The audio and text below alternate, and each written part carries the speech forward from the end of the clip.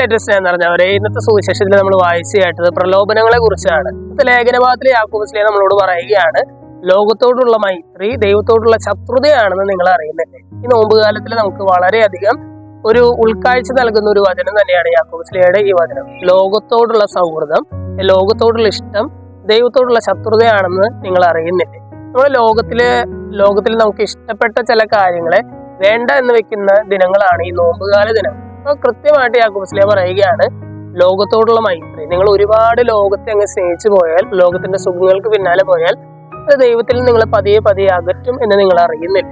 നമുക്ക് കൃത്യമായിട്ടത് മനസ്സിലാക്കാനുള്ള ഒരു 50 ദിനങ്ങളാണ്. നമ്മൾ നോമ്പുകാലത്തിന്റെ 3-ാമത്തെ ദിവസത്തിലേക്ക് നമ്മൾ പ്രവേശിക്കുമ്പോൾ ഈ ഒരു വചനം നമ്മുടെ ഉള്ളിലുണ്ടായിരിക്കട്ടെ. അതായത് ലോകത്തോടുള്ള മൈത്രി, ലോകത്തോടുള്ള അടുപ്പം ദൈവത്തോടുള്ള ശത്രുതയാണെന്ന് നിങ്ങൾ അറിയുന്നില്ലേ.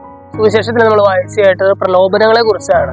ഈ പ്രലോഭനങ്ങളുടെ ഈ സുവിശേഷ ഭാഗവും യാക്കോബ് ലേഖനത്തിലെ ഈ മനോഹരമായിട്ടുള്ള വചനവും ചേർത്ത് വെച്ച് വായിക്കുമ്പോൾ നമുക്ക് മനസ്സിലാക്കാൻ പറ്റുന്ന കാര്യം ഇത് തന്നെയാണ്. പ്രലോഭനങ്ങൾ വരുമ്പോൾ പ്രലോഭനത്തെ നമ്മൾ സ്നേഹിക്കാനായിട്ട് പോയാൽ, അല്ലെങ്കിൽ പ്രലോഭനങ്ങളിലൂടെ നമുക്ക് കിട്ടുന്ന സുഖത്തെ നമ്മൾ സ്നേഹിക്കാനായിട്ട് പോയാൽ അത് ദൈവത്തിൽ നിന്ന് നമ്മൾ അകറ്റും എന്ന് നിങ്ങൾ അറിയണം.